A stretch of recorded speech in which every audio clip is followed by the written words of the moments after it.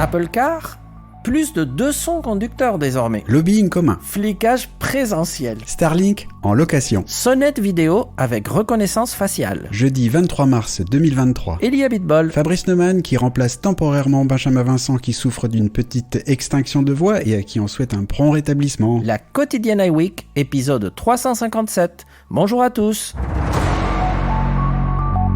On reparle de l'Apple Car et de la recherche autour de la conduite autonome par Apple. En Californie, la déclaration des véhicules et des conducteurs est obligatoire et on apprend que le nombre de conducteurs n'a fait qu'augmenter depuis 2 ans. Il serait désormais 201 selon MacReports pour toujours 67 voitures.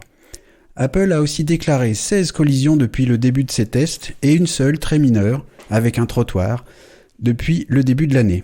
Ellie, ça fait longtemps qu'on a tous les deux tendance à dire la même chose quand même à propos de l'Apple Car, à savoir qu'il n'y en aurait pas. Est-ce que cette actu te fait changer d'avis ?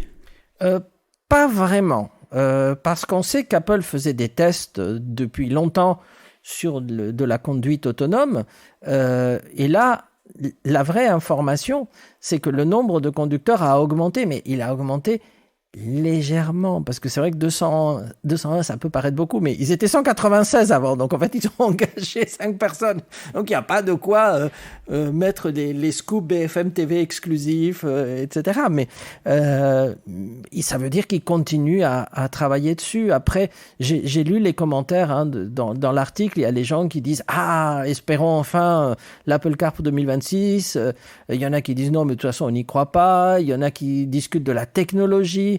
Est-ce qu'ils vont utiliser du lidar ou pas ? Est-ce qu'ils vont... mon sentiment, si tu veux, c'est de dire que, et je l'ai déjà dit publiquement, c'est que je ne suis pas sûr qu'Apple fasse une voiture complète, mais il pourrait faire un système de conduite autonome qu'il proposerait à d'autres conducteurs et il s'appuierait sur une plateforme, etc.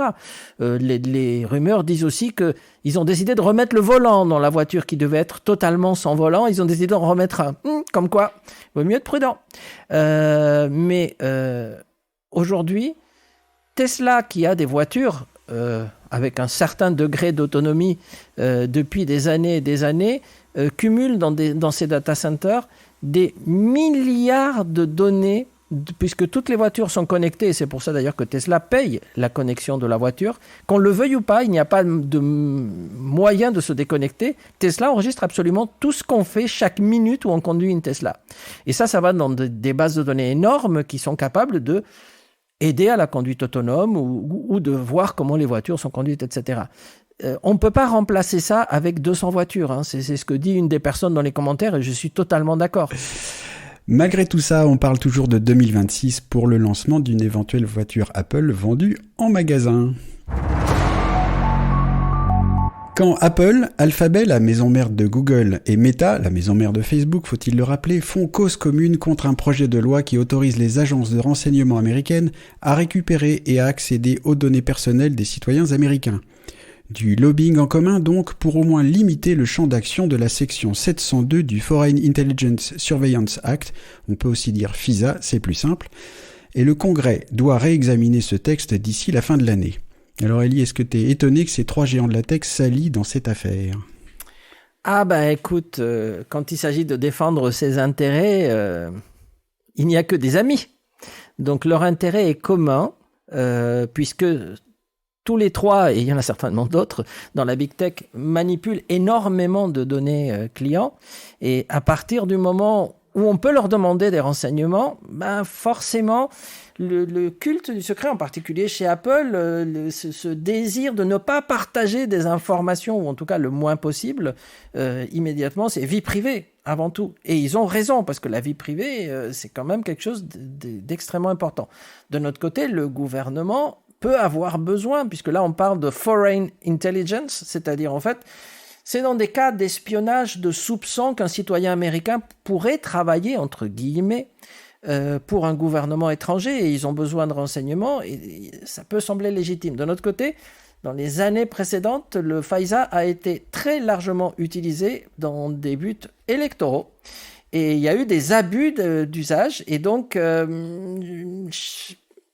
voilà, je suis presque d'accord avec la Big Tech pour une fois, parce que, sauf si c'est très motivé, il y a des pays où c'est quand même nettement plus contraint et réglé par la loi. Je ne suis pas trop pour qu'on puisse, par une simple demande, pour pouvoir examiner l'avis des citoyens. On rappelle d'ailleurs qu'en France, les autorités ne peuvent accéder à des données personnelles qu'en s'appuyant sur une commission rogatoire dispensée par un juge. Le retour en présentiel à marche forcée chez Apple. Tous les accès se font par des badges individuels et on apprend par Zoé Schiffer du média Platformer qu'Apple vérifie la présence de chaque employé 3 jours par semaine sur la base du relevé des badges. Et ceux qui ne se tiennent pas aux 3 jours de présence par semaine minimum reçoivent des avertissements croissants, on se croirait à l'école. Et Apple ne se priverait pas de mettre fin au contrat pour les récalcitrants. Comme on le sait, en ces temps difficiles, les départs ne sont pas remplacés et donc un salarié licencié, c'est aussi un salaire de moins. Est-ce que tu vois d'autres raisons à ce renforcement de la rigidité des contrôles, Elie ? En fait, je pense que Tim Cook en a parlé depuis un moment déjà. Moi, je crois qu'Apple a été méga généreux dans la façon dont il gère les accès à distance, les accès en présentiel. Ils ont pris du temps très largement au-delà de la plupart des autres sociétés. Mais au bout d'un moment, il faut comprendre qu'Apple est une société qui fabrique des produits où ils ont besoin de faire des réunions en présentiel, montrer des choses qu'on ne peut pas envoyer par la poste, des prototypes, des choses comme ça. Et puis, le travail collaboratif, lorsqu'on est dans la même salle avec les collègues, en particulier en programmation, mais ça peut être aussi en ingénierie, est quand même beaucoup plus productif. Donc, moi, je comprends. Et déjà, 3 jours par semaine, c'est généreux. On aurait pu dire 5. Donc, ils sont prévenus depuis longtemps. Il y a des tas de gens qui cherchent du boulot. Il y a des personnes qui préfèrent bosser de chez eux sur la terrasse quand il fait beau en Californie. Donc, ils peuvent choisir et Apple peut choisir aussi de ne pas trop les garder. Je pense que ce ne sont pas les seuls à réagir comme ça. Effectivement, du côté de chez Twitter, Elon Musk a envoyé un message à tout le monde à 2h30 du matin qui disait ceci: le bureau, ça n'est pas une option. Apparemment, mardi chez Twitter, les locaux de San Francisco étaient à moitié vides, ce que le Big Boss n'a pas apprécié. 15 € par mois pour louer la parabole Starlink nécessaire à la connexion Internet par satellite d'Elon Musk, justement.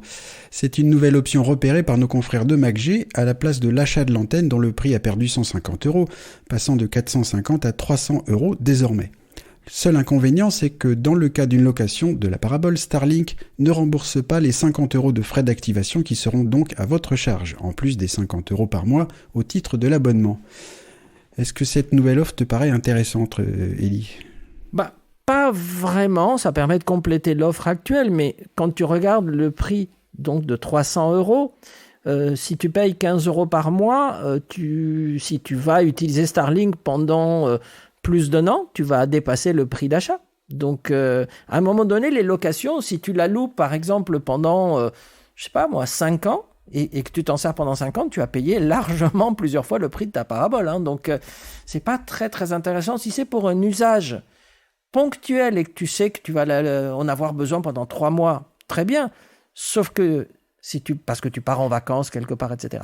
Mais si l'année d'après, tu vas refaire la même chose, tu auras 50 € d'activation à chaque fois, puisqu'une fois que tu as fini ta location, elle est finie.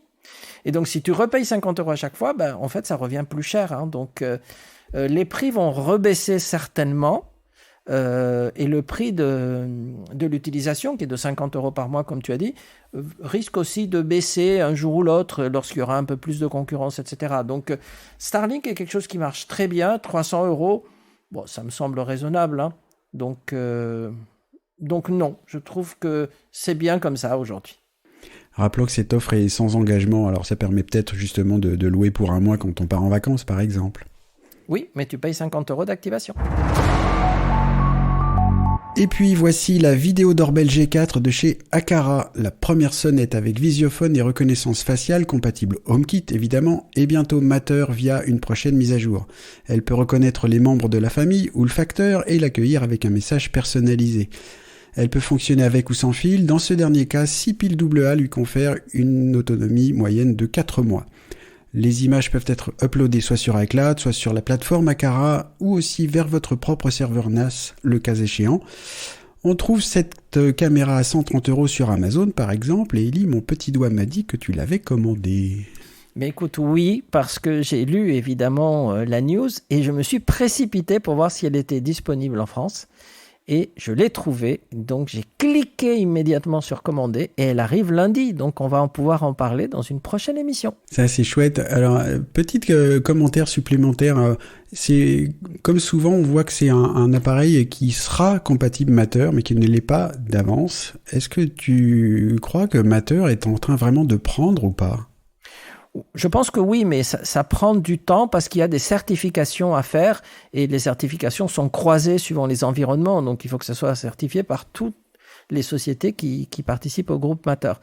Moi, ce qui m'a fait basculer, c'est le fait qu'elle soit autonome. Donc, 4 mois, c'est assez intéressant. On peut aussi la brancher sur un transfo ou on peut la brancher sur le courant. Donc, c'est bien. Et puis, c'est compatible HomeKit. Donc, comme moi, je suis déjà HomeKit, j'ai pas besoin de Matter. Matter, c'est pour quand je voudrais utiliser des accessoires venant d'ailleurs. Donc, le fait qu'elle soit compatible HomeKit Secure Video, ça, c'est important. Et puis, ça va me permettre de tester ça pour un prix raisonnable. Donc, ça fait plein de choses. Hein. Donc, on peut faire réagir à partir de la reconnaissance du visage. Un scénario HomeKit. Par exemple, si c'est un membre de la famille, on pourrait déclencher l'ouverture du portail, par exemple. Je sais pas, des choses comme ça. Donc, on en parlera lorsque je l'aurai testé. La quotidienne iWeek revient demain.